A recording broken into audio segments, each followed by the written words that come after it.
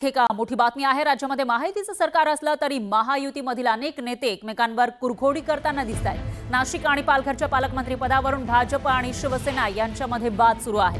त्यातच आता भारतीय जनता पक्षाचे ज्येष्ठ नेते गणेश नाईक यांनी ठाण्यामध्ये जनता दरबार घेणार असल्याची घोषणा केली आहे। मी पालघर जिल्ह्याचा पालकमंत्री असलो तरी ठाण्यामध्ये दर 2 महिन्यांनी जनता दरबार आयोजित करणार असं गणेश नाईक यांनी जाहीर केलंय। आता महाराष्ट्र थांबणार नाही, तो प्रगतीच्या पथावर गतिमान होईल, शक्तिमान होईल, प्रकाशमान होईल।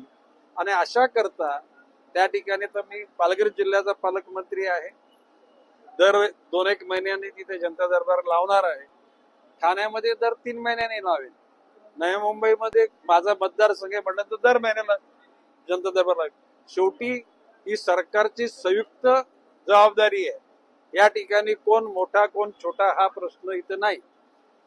भारतीय जनता पक्ष, एकनाथजी शिंदेची शिवसेना आणि अजित पवारांची राष्ट्रवादी पक्ष या तिन्ही शक्तींच्या माध्यमातून जनतेला भविष्यकाल उज्ज्वल करण्यासाठी आम्ही सगळे झटणार आहोत।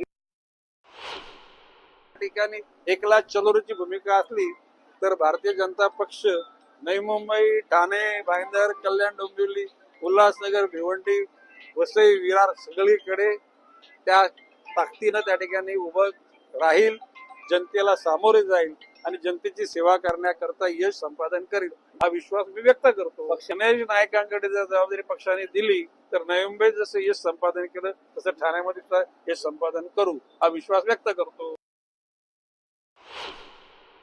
शिवसेनेमध्ये असतानाही गणेश नाईक जेव्हा मंत्री होते शिवसेनेच्या मंत्रिमंडळात, तेव्हा एकनाथ शिंदे कुठेच नव्हते। राजकीय दृष्ट्या ते आज गणेश नाईक कोणत्या पक्षात आहेत हे विषय सोडा, पण गणेश नाईक हे एकनाथ शिंदे ना नक्कीच सिनियर आहेत, वरिष्ठ आहेत। त्याच्यामुळे त्यांचा अनुभव मोठा आहे, त्यांचा आवाका मोठा आहे आणि एक मंत्री म्हणून त्यांना तो अधिकार आहे आपापल्या मतदारसंघात किंवा जिल्ह्यामध्ये लोकांचे प्रश्न सोडवण्याचा। त्याच्यामध्ये मला काही चुकीचं असं वाटत नाही। एकनाथ शिंदेने फिरावं, नवी मुंबईत जावं, तेही मंत्री आहेत, तिथे महानगरपालिका आहे, पण ते रुसून बसलं असं कळलं मला। आणि याविषयी अधिक माहितीसाठी आपले प्रतिनिधी अजित मांढरे हे आपल्यासोबत जोडले गेले आहेत। अजित, काय सांगाल? एकूणच ठाणे जो शिंदेंचा बालेकिल्ला आहे ते तिथले पालकमंत्री आहेत, मात्र गणेश नाईक या ठिकाणी जनता दरबार भरवणार असं म्हणतायत। त्यामुळे जर एकला चलोरेची वेळ आलीच तर आम्ही त्यासाठी सज्ज आहोत असा मेसेज देण्याचा हा प्रयत्न म्हणावा लागेल का? खरं तर हा मेसेज ज्यावेळी गणेश नाईक यांना मंत्रीपद दिलं होतं त्यावेळीच भाजपनं दिला होता। त्यात आधी जेव्हा नवी मुंबईत कार्यक्रम झाला होता त्या कार्यक्रमात देखील गणेश नाईक यांनी मुख्यमंत्री देवेंद्र फडणवीस यांच्या समोर आणि स्वतः एकनाथ शिंदे उपस्थित होते त्यावेळी देखील त्यांनी एक नाराजी व्यक्त केली होती की एकनाथ शिंदे यांच्या शिवसेनेने काही त्यांच्या मर्जीविरोधात काम केलेलं आहे, ती नाराजी। आणि त्यानंतर आजचा त्यांचा जो पवित्र आहे की ते एकतर ठाणे जिल्ह्याचे पालकमंत्री नाहीयेत, त्यांचा तो मतदारसंघ नाहीये, ते पालघर जिल्ह्याचे पालकमंत्री आहेत, मग ते ठाण्यामध्ये कोणत्या अधिकाराने तिथं जनता दरबार लावणार, हे एक प्रकारे त्यांनी शिवसेनेला आव्हान देण्याचाच प्रयत्न केलेला आहे। आगामी पालिका निवडणुका लक्षात घेता किंवा ठाणे जिल्ह्यामधला एकनाथ शिंदे विरुद्ध गणेश नाईक असा जो गेली अनेक वर्षाचा संघर्ष आहे, राजकीय वर्चस्व मिळवण्याचा संघर्ष जो आहे, त्यातून गणेश नाईकांना जेव्हा मंत्रिपद मिळालेलं आहे। अजित, मी थोडंसं थांबवते कारण खासदार नरेश मस्के आपल्यासोबत जोडले गेले आहेत, त्यांची प्रतिक्रिया आपण घेऊयात।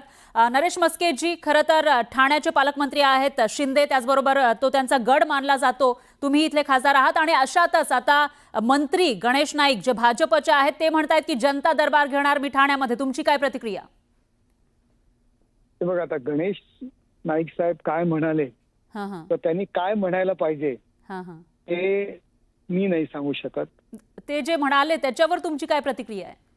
नाही, त्यांनी या ठिकाणी महायुतीचं सत्ता आहे आणि उद्या आम्ही पालघरमध्ये आमचे मंत्री पालघरमध्ये जनता दरबार घेतील। म्हणजे तुम्ही त्यांना जशाच तसं उत्तर देण्याच्या तयारीत आहात असं म्हणायचंय तुम्हाला? महायुतीचं सरकार आहे, महायुती म्हणून सगळं आम्ही काम करतो, तेही महायुती म्हणून काम करतायत आणि महायुतीच्या जे काही वातावरण आहे त्याच्यामध्ये मिठाचा खडा टाकण्याचा कोणी प्रयत्न करत नाहीये. त्याच्यामुळे मला नाही वाटत त्यांनी काही फार मोठा असा काही फरक पडणार आहे. ते शेवटी त्यांनी काय करावं हे आम्ही नाही सांगू शकत. पण नरेश मस्केजी कुठेतरी ते संदेश देण्याचा प्रयत्न करताय, जर एकला चलोरेची वेळ आली महापालिकेसाठी तर आम्ही सज्ज आहोत. हे बघा, महायुती म्हणून आम्ही निवडणुका लोकसभा लढल्यात, विधानसभा लढल्यात आणि नगरपालिका स्थानिक स्वराज्य संस्थांच्या निवडणुका सुद्धा महायुती म्हणूनच आम्ही लढणार आहोत. आता कुणाला एकटं लढायचं असेल तर मला वाटतं ते प्रत्येकाचं वैयक्तिक मत असेल आणि लढण्यासाठी प्रत्येक जण तयारच असतो. गेले कित्येक वर्ष या ठाण्यामध्ये आम्ही एकटं लढूनच आमची सत्ता आणलेली आहे. त्यामुळे नेते किंवा महायुतीचा जो काही धर्म आहे का महायुतीची जी भूमिका आहे त्या भूमिकेशी आम्ही सर्व वचनबद्ध आहोत. पण नरेश मस्केजी, धन्यवाद तुम्ही दिलेल्या या प्रतिक्रियेसाठी.